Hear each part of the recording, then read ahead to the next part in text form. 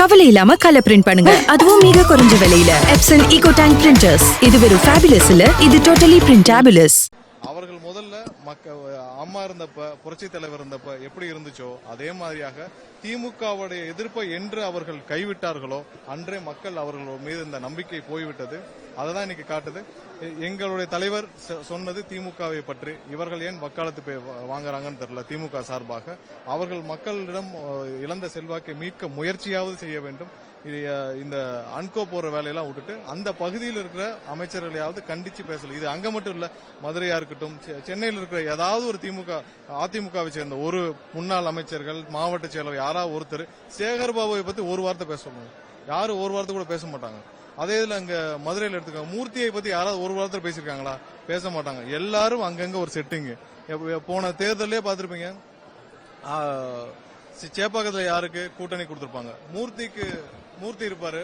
அவர் மூர்த்தியுடைய தொகுதிக்கு கூட்டணி கொடுத்து அங்க ஒரு டம்மி வேட்பாளர் நிறுத்துவாங்க. இது எல்லாம் உள்ளுக்குள்ள அவர்களுக்குள்ள செட்டிங். இது அம்மா இறந்ததற்கு அப்புறம் இது மாதிரியான ஒரு அதிமுகவாக மாறி இருக்கிறது. அதனால்தான் அவர்கள் மக்களிடம் செல்வாக்கை இழந்து விட்டார்கள். கண்டிப்பாக திமுகவிற்கு ஒரு மாற்றாக, திமுகவிற்கு ஒரு கடும் எதிர்ப்பாக திமுகவை தீய சக்தியை தமிழகத்திலிருந்து ஒழிக்கும் ஒரே தலைவராக எங்களுடைய தலைவர் அண்ணன் விஜய் அவர்கள் மட்டும்தான் இருப்பார் என்பதை கூறிக்கொள்கிறோம். சார், அடுத்த சேலத்தில் பொதுக்கூட்டம்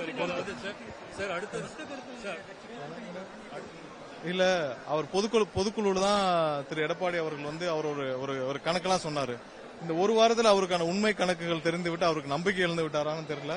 அவர் திரும்பவும் அவனுடைய கட்சியோட நிலைமையை திரும்பவும் அவர் மறுவரை செய்ய வேண்டும். நாங்கள் திரும்பவும் சொல்லிவிட்டோம், எங்களுடைய தலைவரை முதல்வர் வேட்பாளராக இந்த தேர்தலில் முதல்வராக்க யாரெல்லாம் ஒத்த கருத்துடன் இருக்காங்க அவர்கள் மட்டும்தான். அதே இதில் எங்களுடைய அரசியலும் கொள்கை எதிரியா இருக்கிறவர் கூட்டணி கிடையாதுன்னு மறுபடியும் சொல்லிட்டோம். அதுல எதில் அவர் ஒற்றுமை, எதில் அவர் சேர்ந்திருக்காரோ அதைப்படிதான் நாங்க யோசிக்க முடியும். இல்ல, அடுத்த பொதுக்கூட்டம் எங்களுடைய எந்தெந்த இடத்துல இடம் பார்க்கப்பட்டு வருகிறது, எங்கெல்லாம் அனுமதியும் கேட்கப்பட்டு வருகிறது, அதை பொறுத்து தான் எங்களுடைய அது அபிஷியல் எல்லாம் முடிவான பிறகு அது குறித்த ஒரு அபிஷியலான அறிவிப்புகள் வரும்.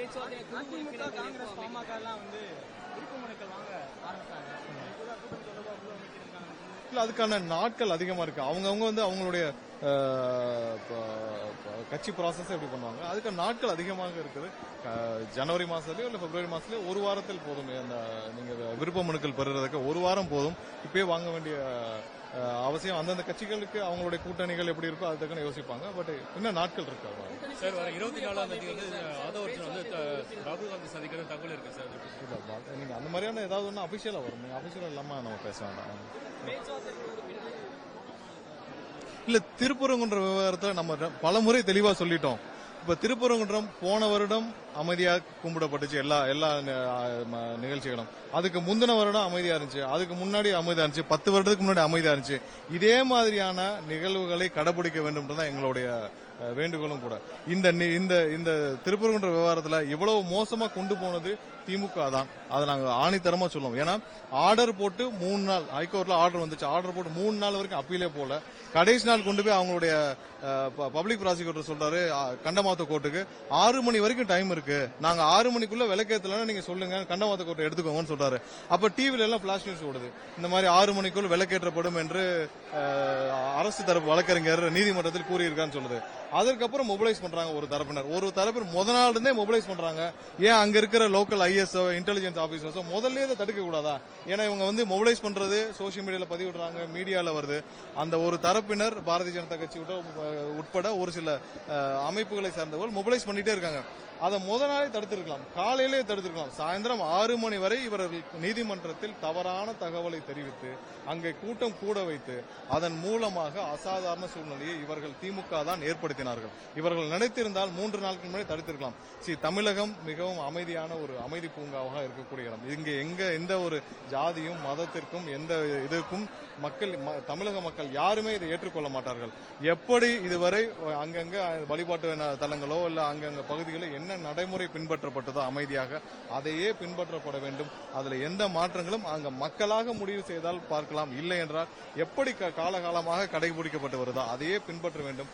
தமிழகத்தில் விவகாரத்தில் எந்தவித ஜாதி மத மோதல்களையும் எந்தவித அசாதாரண சூழ்நிலையும் இவர்கள் யாரும் இதை கொண்டு வருவதை நாங்கள் என்றும் அதை அனுமதிக்க மாட்டோம். அதற்கு என்றும் நாங்கள் எதிர்ப்பாக தான் இருக்கோம். இந்த திருப்பரங்குன்ற விவகாரத்தில் முதலாவதாக இந்த இடியிலிருந்து திரு கே நேரு அவர்களுக்கு கொடுக்கப்பட்ட ஒரு அழுத்தம் காரணமாக அவங்க கம்ப்ளைண்டா இருக்கட்டும், மழை காரணமாக அப்ப நிறைய இடத்துல மழை காரணமாக நிறைய குற்றச்சாட்டு வந்து இது எல்லாத்துக்கும் ஒரு டைவர்ஷனா திமுக திருப்பரங்குன்ற விவகாரத்தை பெருசாக பூதாகரமாக்கி இப்போ வரைக்கும் அதை லைவ்ல வச்சிருக்காங்கன்னு தோணுது. இதனால பல தேவையற்ற ஒரு அசாதாரண சூழ்நிலை ஏற்படுது. இதை கண்டிப்பாக தவிர்க்க வேண்டும். இதுதான் எங்களுடைய ஒரே கருத்தாக இருக்கும். இல்ல நீங்க இல்ல எங்களுடைய மத நல்லிணக்கத்தை பேணுவோம் அப்படின்னு சொல்றோம். ஆனா திருப்பரங்குன்ற விவகாரம் தாவேக்காவோட நிலைப்பாடு இது வரைக்கும் தெரிவிக்கவே இல்லை. இல்ல இது போன வாரமும் நான் இதே என்னுடைய கட்சி சார்பாக கருத்துக்களை நாங்க என்ன ஸ்டாண்டோ அதை சொல்லிட்டோம். இன்னும் அதுல அதோடைய முடிவுகள் நிறைய நீதிமன்றத்தில் இருக்கு. பட் கட்சி சார்பாக இந்த விவகாரத்தில் என்னவோ இது யார் தவறு கண்டிப்பாக எந்த கட்சியும் எந்த அமைப்பும் அங்கே மொபிலைஸ் பண்ணி தேவையில்லாத அசாதாரண சூழ்நிலை ஏற்படுத்துவது தவறு.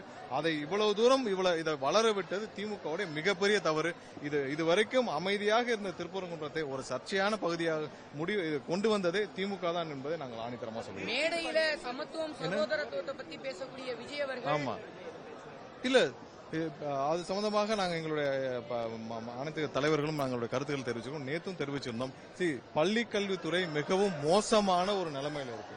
இவர்கள் 2021 இவங்க ஆட்சிக்கு வந்தப்ப 3 குழந்தைகள் இதே மாதிரி ஒரு பள்ளி கட்டடம் இடிந்து விழுந்து பலியானார்கள்.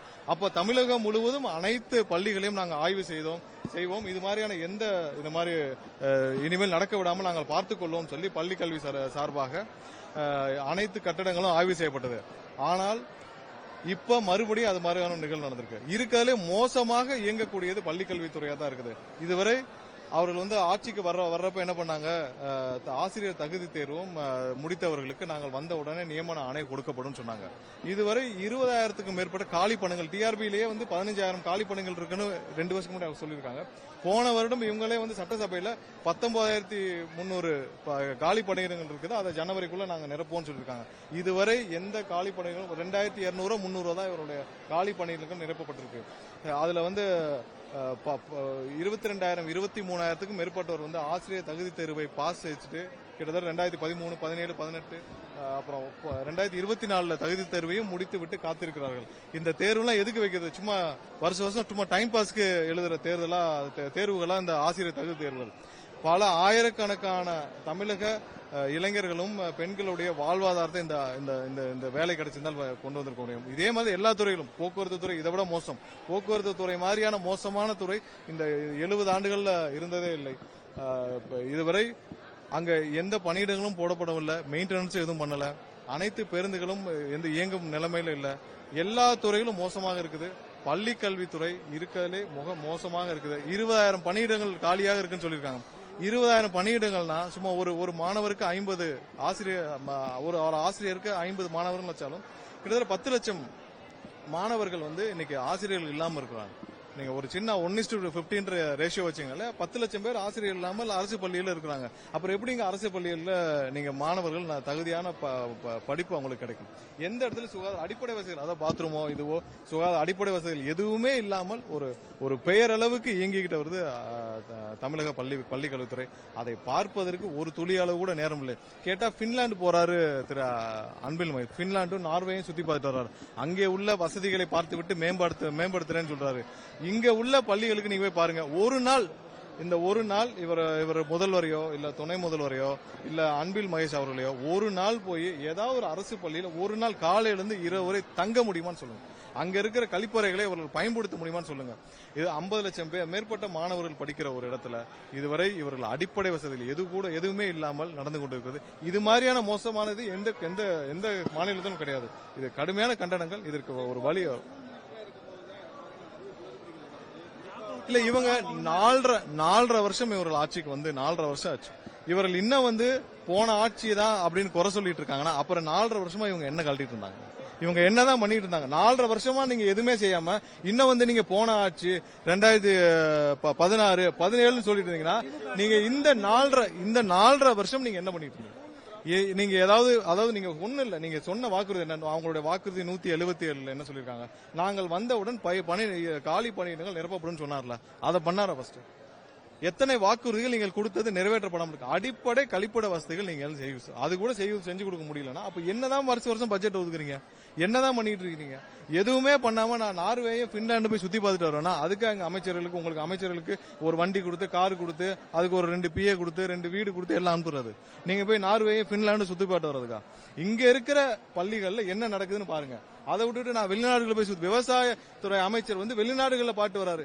இங்க இருக்கிறவங்களுக்கு மலையில இன்சூரன்ஸ் யாராவது எத்தனை பேருக்கு இந்த அரசு வாங்கி கொடுத்துருக்கு? விவசாயிகளுக்கான இந்த பயிர் காப்பீட்டுல எத்தனை பாதிக்கப்பட்டவங்களுக்கு எத்தனை பேருக்கு இன்சூரன்ஸ் இவங்க முறையா வாங்கி கொடுத்துருக்காங்க? அதுக்கு என்ன சிஸ்டம் வச்சிருக்காங்க?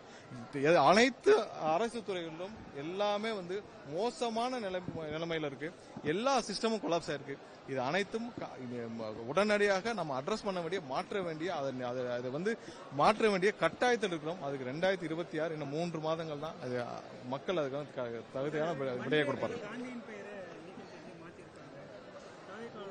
இல்ல, கண்டிப்பாக இது நீக்கப்பட்டதற்கு எங்களுடைய கடுமையான கண்டனங்களை தெரிவித்துக் கொள்கிறோம். இதனால தவறான முன்னுதாரணம், இருக்கிற பெயர்களை, இருக்கிற விஷயங்களை, இருக்கிற நடைமுறைகளை தேவையில்லாமல் மாற்றக்கூடாது. அதை மேம்படுத்துற வேலையை தான் செய்யணுமோ தவிர்த்து அதை மாற்றி, அதை குழப்பி, அதனால் பயன்பெற்றுக் கொண்ட கோடிக்கணக்கான மக்களுடைய வாழ்வாதாரத்தை கெடுக்கக்கூடாது. அதை மேம்படுத்துற வேலைகளை செய்யலாமே தவிர்த்து அந்த மாதிரி மாற்றுவதற்கு எங்களுடைய கடுமையான கண்டனத்தை தெரிவித்துக் கொள்கிறோம்.